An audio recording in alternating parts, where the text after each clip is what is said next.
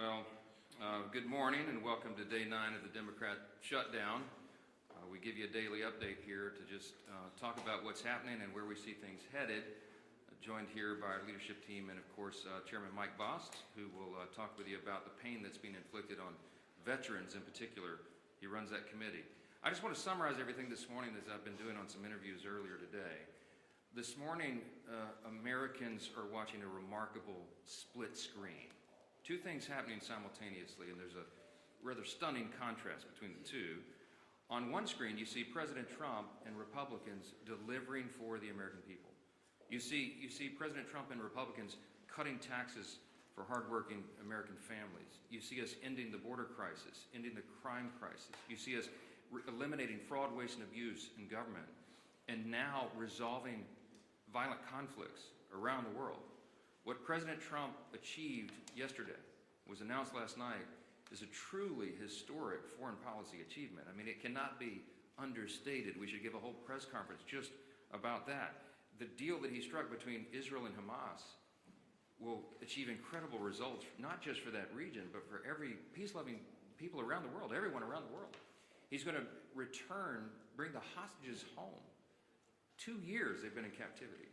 They'll finally be delivered home. We're all watching the images of the celebrations in Israel and around the world by people in Gaza and in Israel, that this is coming to an end. He's going to bring the hostages home. He's going to bring peace and security back to Israel and truly lay the foundation for a lasting peace in the Middle East.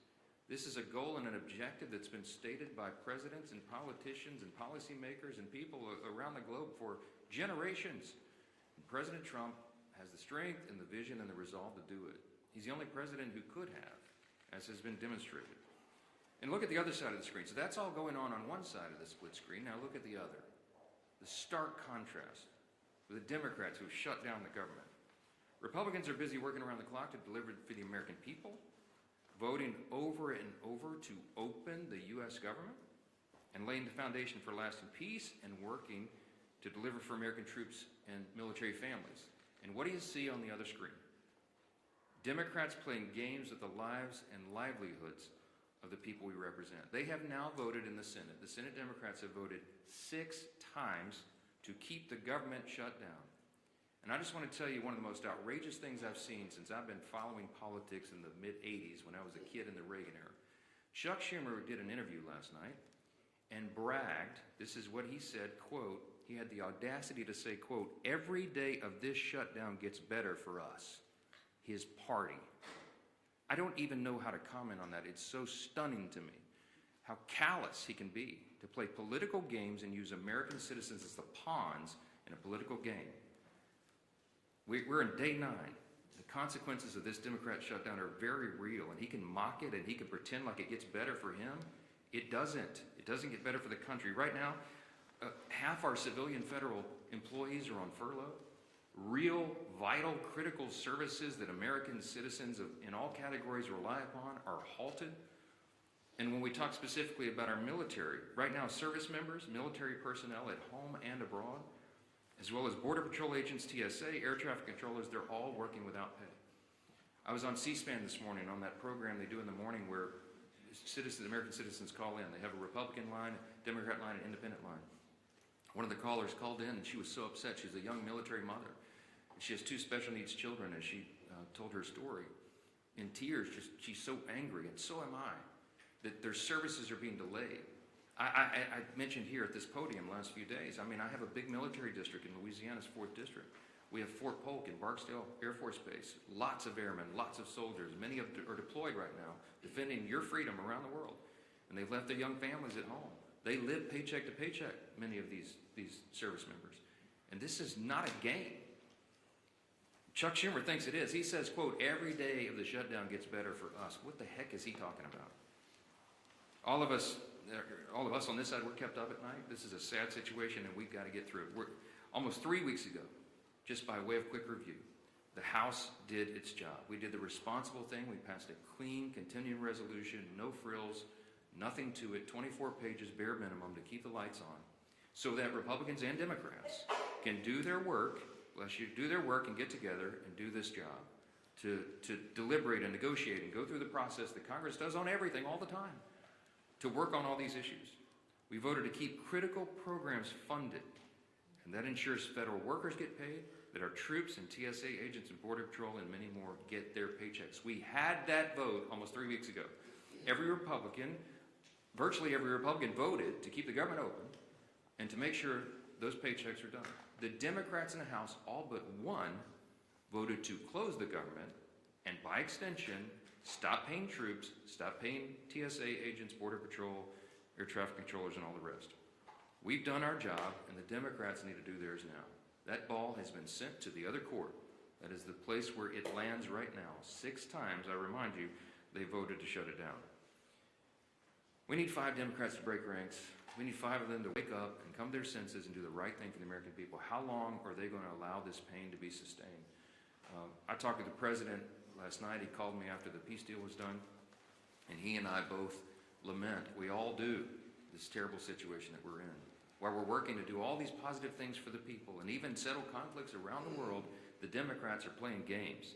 It's political theater to them. They've reduced Americans' pain to a political prop.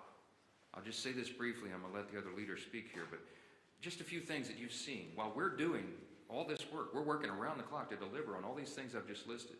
Democrats are playing games. They filmed themselves wandering the Capitol, beating on doors and posting flyers and pretending to look for their colleagues. They hosted a live stream. Oh, it's so embarrassing. House Democrats, they hosted this live stream where they ate candy and told terrible jokes to each other. They had an audience smaller than this room for the whole country. The leader of the Democrat Party is bragging about the cost this is being borne by the American people. And just yesterday, I had 2 Democrat senators come over and stage a failed publicity stunt outside my office. I heard about it, walked out and confronted them and set them right on the truth. They came to this side of the Capitol to try to put on a little political show for their online audience, and then they walked right back over there and voted for the 6th time to keep the government shut down. Give me a break. Democrats seem to be doing everything except the one thing that Americans desperately need and deserve, and that's passing our clean CR to get the government operating again. That's all we're asking of them. Stop the political stunts. Stop the madness. Stop saying that you're enjoying inflicting pain on the American people, for goodness sakes, and pass the clean CR in the shutdown today. I'm going to turn it over first to our chairman, Chairman Mike Bost. He, as you know, works on all things regarding Americans veterans. He's the chairman of our committee that handles all of that. And we just wanted him to talk specifically about the costs that are being borne by our veterans because the Democrats shut down. Chairman? First off, I want to say thank the Speaker, and let me tell you this. I believe Secretary Collins and the administration is trying to do everything they possibly can with the money that we actually provided for them in advance for our veterans. Thank heaven we did. So the healthcare side and appointments and everything through our VA from that side is not in jeopardy yet.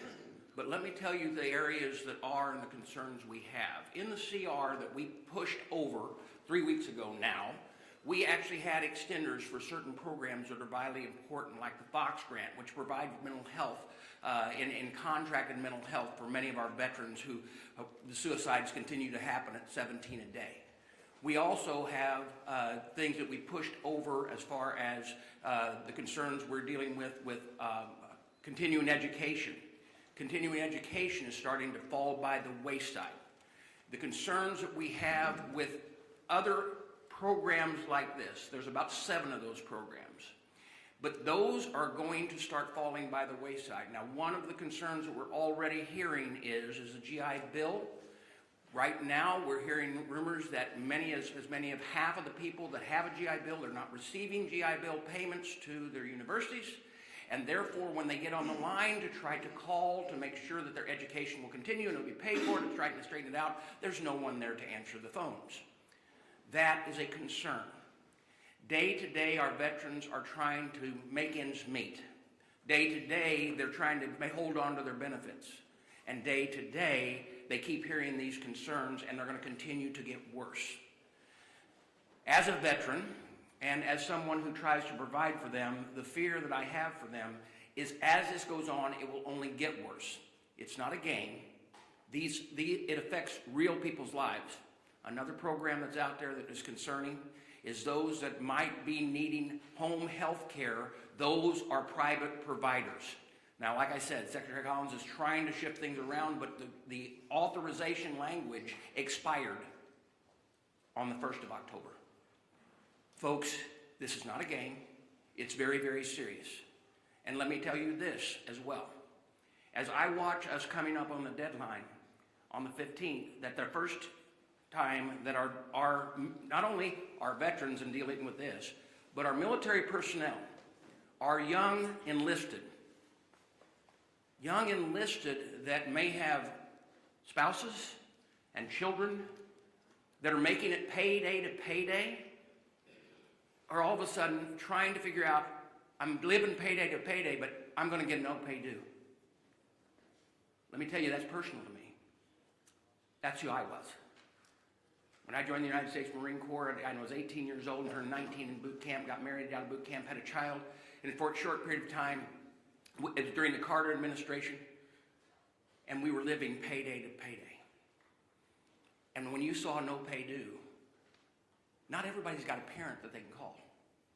And you don't have a credit rating where you can actually call a banker. And you know what? Rents still due. Food's still got to be put on the table. And for someone to say, hey, you know what? It's getting better for us every day. It's not getting better for them every day. And they are the people that are standing on the front line to keep this freedom of this nation in place. We are going to continue to do our job. We did our job. We sent it to the Senate. All of these things that I talked about were in that continuing resolution. And we made sure from our part at the VA committee that they were. It is time that the Democrats quit playing games with those people who they claim that they're all for, our veterans and those who serve this nation. Thank you. Well, thank you, Mr. Chairman, and it just shows you the real cost of a government shutdown that Chuck Schumer's imposed on the country. We hear over and over these stories, and we're hearing more of them every day now that we're in the 8th day of this shutdown. The pain that is being inflicted on real people. I did a town hall meeting last night with thousands of people on the call, and a number of people talked about the problems they're experiencing. Seniors that want to make sure their Social Security checks are going to be delivered. Obviously, families of military personnel, we know those stories. We hear those stories. And what does Chuck Schumer say? You know, I read you the quote yesterday of a senator just a few days ago who said, quote, "The point of this shutdown is not just suffering for suffering's sake, but to make a point." That was a different senator. And then yesterday, Chuck Schumer, of course, says, quote, "Every day this gets better for us." And so you've got to ask yourself, if you're Chuck Schumer, and a good day for you is defined by how much suffering you can impose on other people, including our men and women in uniform, maybe you need to look in the mirror and check yourself at the door and wonder what it is you're up here trying to accomplish. Is that really why Chuck Schumer ran for office? To inflict pain on other people so that he can have a good day, a better day for himself. When that is your measuring stick for a good day, is how much pain you're inflicting on other American families, you have lost your way. And yet they vote over and over again to keep the government shut down. While trying to talk about other issues, we can be talking about those other issues without inflicting pain on people. We can be debating our differences, as President Trump said he wants to do, by opening the government back up again. And by the way, once we get the government back open again, if Democrats ever come to their senses, we still have a lot of differences to resolve. Those differences don't just get resolved tomorrow. November 21st gets closer every single day too. And then they're going to try to hold the American people hostage again on that deadline for some other unrelated issue so that they can inflict more pain on the American people. But don't worry, Chuck Schumer will be having a good day if that pain's going to be inflicted on others. Thank goodness we have a president in the Oval Office who continues to stay focused on the job he was elected to do by the American people. And Speaker Johnson just pointed out how critically important that job President Trump is doing. You know, as we mark the 2-year anniversary of the horrible Hamas attacks on Israel, President Trump is brokering a release of all the remaining hostages so that those families can finally get closure. Hopefully, some are still alive. We know, sadly, some are not. But those families want to have that resolved. They want to see their loved ones come home. And President Trump has worked tirelessly. He said he would work tirelessly.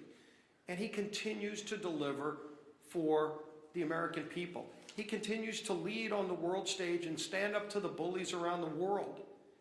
He continues to fight for American families who are counting on him. And then you look at what he has to fight against. He's got to fight against governors who are going to court to block the president from keeping the citizens of those states safe. You're in Chicago, Illinois. You don't care about the party affiliation of a criminal. You just want to be safe in your community, and today you're not. And President Trump is trying to make you safe.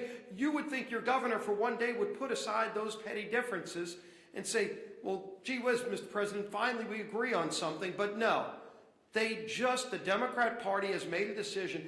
Every day they wake up and they just want to fight Donald Trump. It doesn't matter what it is he wants to do. He wants to keep communities safe. They're going to fight him on it. He wants to keep the government open. They're going to fight him on it. President Trump wants to make sure our troops are paid. Chuck Schumer wants to fight him on it and talk about how good of a day it is for Chuck Schumer. When that happens, their party has lost their way. And it's not too late to come back. And so there will be other votes. Hopefully, we get 5 more Democrat senators that come to their senses and stop inflicting this pain on the American people. It's causing real harm on families. And hopefully, they stop worrying about what that measuring stick is that says they have a good day only when the American people are having a bad day. Stop inflicting pain on the American people, Chuck Schumer, and open the government up. End this madness. Our whip, Tom Emmer.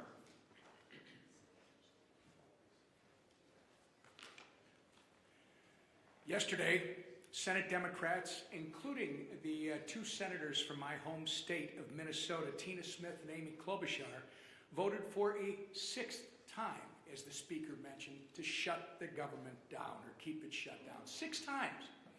That's 6 times that Senate Democrats have voted against, as Leader Scalise was just talking about, paying our troops. 6 times that they voted against the 13,000 Minnesota National Guardsmen who are showing up to work without receiving a paycheck. 6 times that they voted against supporting federal workers, air traffic controllers, border patrol agents, and the list goes on and on. And why? Because Democrats have decided they'd rather hold the American people hostage than pass the same nonpartisan clean CR that they supported just 6 months ago and that they passed 13 times under the Biden administration. Tina Smith claims she shut the government down so that she can, quote, protect Minnesotans' health care, unquote. But Tina, if that really was the case, why do you support a $1.5 trillion spending proposal that would give health care to illegal aliens while cutting $50 billion from rural health care? Is she just not being honest? This was never about health care for the Democrats. This has been about picking a fight with President Trump so that they can try to score points with the terrorist wing of their party. It's pure politics, and nothing reveals their true motivations more than Chuck Schumer taking a victory lap, as both the Speaker and the Leader have said, saying every day this gets better for us. So every day that our troops, TSA agents, and air traffic controllers work without pay is a better day than the last? That's disgusting. And every single person in this room should be holding Chuck Schumer accountable for his words. Unfortunately, Minnesota's 2 senators continue to follow Chuck Schumer off the end of the political pier with their needless shutdown. Earlier this week, our entire Minnesota Republican congressional delegation sent a letter to Senators Smith and Klobuchar urging that they please do the right and responsible thing by passing the House's nonpartisan clean CR and end the massive amount of pain that they're inflicting on Minnesotans and the American people. Our message today is still the same, and it's not going to change. All of us are united. It is enough with the games. Pass our CR, get the government up and running again for Minnesotans. And I say this to my two senators, the people that elected you to do your job.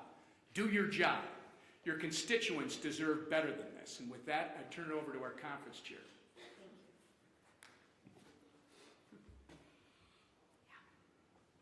It's interesting. I often want to ask Chuck Schumer, who is us? Because it's definitely not the American people, right? And as the leader said, the speaker said, compare and contrast the two split screens. So I want to start today, and I want to tell you just how grateful that I am that the hostages are finally coming home and that peace in the Middle East is on the horizon. And I want to look right to you and say, thank you, President Trump, because without you as our leader, this would not have happened. It is Joe Biden, or it was Joe Biden's weakness that got us into this situation. And thank God for you, President Trump, that it is your strength that has gotten us out of this situation. And this didn't happen by accident, right? It happened because of our president's strong leadership that puts America first and peace first. So again, I applaud President Trump for securing this historic peace deal.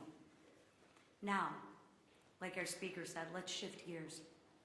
The impact of the government shutdown is growing by the day. Planes are being grounded, paychecks are being missed, and people are hurting. Different than Chuck Schumer, he's having a good day. The American people are hurting. And why? I'll tell you why. Because Democrats are terrified of their own radical base. They are scared to death of their radical base. And let's be honest, Schumer is scared out of his mind from AOC. Think about that. Why else would he do it? He's voted for this 13 other times before. But let me share with you, enough is enough. Democrats have voted 6 times to keep the government closed. 6 times Democrats have voted against the American people. 6 times Democrats have voted against the American people. And if they do it again, 1.3 million brave men and women in their uniform could miss their paychecks next week. Chuck Schumer, how is that a good day for them? Explain that to them. I realize it's good for you and your radical base, but explain to those service members how that's a good day for them. That's 1.3 million families wondering how they are going to pay the bills, how they're going to buy groceries, how they'll fill the gas tank. That is disgraceful. Shame on you, Chuck Schumer. Our troops aren't bargaining chips. They are heroes. And let's treat them like they deserve to be treated. So when the Democrats vote again, I ask that they think of the military families who rely on the October 15th paycheck as their only source of income. And explain to them, Chuck Schumer, how that's a good day for them. I ask that they think of the servicemen and women living paycheck to paycheck. I ask that they think of them, not of the radical base that they're trying to appease. Let's put our troops before politics. Pass the clean House bill. Open up the government and pay our troops. Thank you.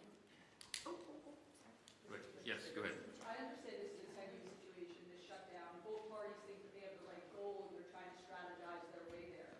But why not put politics aside and shutdown strategizing aside to pass a standalone bill to pay the military? You mentioned that military mom that was on C-SPAN this morning. Do you ever think that this is lives and not politics, and the shutdown posturing can be put aside for the troops? I'm so glad you asked the question. We're not pursuing a political strategy. The CR is clean. It doesn't have any Republican priorities on it at all. In fact, we're extending Biden-era policies and spending. It's exactly what Chuck Schumer gave you impassioned speeches on as recently as March of this year that must be done, that you don't play games with people's lives. They're the ones playing politics, not us. I've explained this, and I'll say it again. If there was something that we could peel off of the CR, if I could take a Republican priority or policy or trick or gimmick off the CR and make it more palatable for the Democrats in the Senate to vote for, I would have already done so. But I didn't send any of that on. We sent a totally clean document over there because we're operating in good faith. What's our goal, our strategy? To keep the lights on for the people of this country so that we can have their Congress working to resolve all these issues. They're trying to make this about health care. It's not. It's about keeping Congress operating so we can get to health care. We always were going to. They're lying to you, okay? The health care issues were always going to be something discussed and deliberated and contemplated and debated in October, November. It always was. Everybody in the building knows that. It's going on right now. There are conversations that have been going on for months leading up to this. They're lying to you. They're playing political games. They're trying to pretend that a December 31 policy issue has something to do with the fiscal cliff that we faced on September 30th with a shutdown. And they're doing that out of desperation. Why? Because their policies are so unpopular. The Democrat Party is in free fall. They have no leader. They have no policy that they can present to the people. Their platform was reputed in the last election. President Trump won every swing state in the popular vote. The House Republicans had the highest popular vote in the history that's ever been recorded. Why? Because the American people rejected the woke progressive nonsense that they're all still clung to. So they don't have anything. I mentioned yesterday, they just had a poll. The Democrat Party has the lowest approval rating of any time since polling began. So what do? They're desperate. There's a rising Marxist wing in the Democrat Party. They're about to elect a mayor of New York City. Chuck Schumer's from New York. He sees a rising Marxist challenge to himself. And there's one thing that Chuck Schumer cares about more than anything else, and that is his Senate seat. The guy's been in Congress for 44 years. He doesn't know how to live life outside this building, and so he will do anything to make sure that he keeps that seat. He thinks the AOC is going to challenge him or some other Marxist. I'm just telling you the plain truth, and I take no pleasure in this. I'm trying to muster every ounce of Christian charity that I can, but this is outrageous. He's playing games with the American people. Real people are being hurt. Veterans and troops and everybody, people that rely on these services. God bless America. Do the right thing and open the government. Yes. Yeah. If the goal is to keep the lights on and to protect these veterans and military and service members who are being hurt, why not put a standalone military pay bill on the table? We have already voted to pay the troops. We did it 3 weeks ago. We put that bill on the floor, and the Republicans voted to pay the troops, TSA agents, Border Patrol, Air Traffic Patrol, and everybody else. The Democrats voted no. Go pull the records. 3 weeks ago, we had the vote. Only one Democrat voted with us to pay the troops.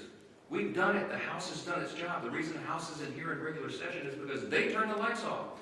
We passed the bill, pay the troops, pay all these essential workers, provide services to the American people. We sent it over there clean. It's 24 pages.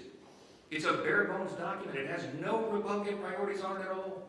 It's exactly what they voted for before. And they decided to turn this into a political stunt. So coming back here and doing it and having a duplicative vote to do the same thing we already did would accomplish nothing. Because Chuck Schumer's going to stop it in the Senate. They're playing games. He's enjoying it. He told you in his own words, every day of the shutdown gets better for us. Golly, it's despicable. Yes, Last question. Yesterday you came out and engaged Senator Kelly, called this photo op. Publicity stunt. You called this a publicity stunt. Yesterday Mr. Lawler went down and confronted Mr. Jeffries afterwards. I guess my question was, you as the speaker, considering how the tensions are rising in the building, if you had the House here, everybody here, there would be fights in the hallways. Are you concerned, and is it incumbent upon you as the speaker to try to lower this temperature? We see what happened outside your office yesterday. You engaged with the senators, Mr. Lawler coming downstairs and engaging with Mr. Jeffries, who, he really gave it back to them. But I've not seen that type of confrontation in this building in my 30 plus years. I haven't either, Chad, and it concerns me. I've been here longer than you. I know you have.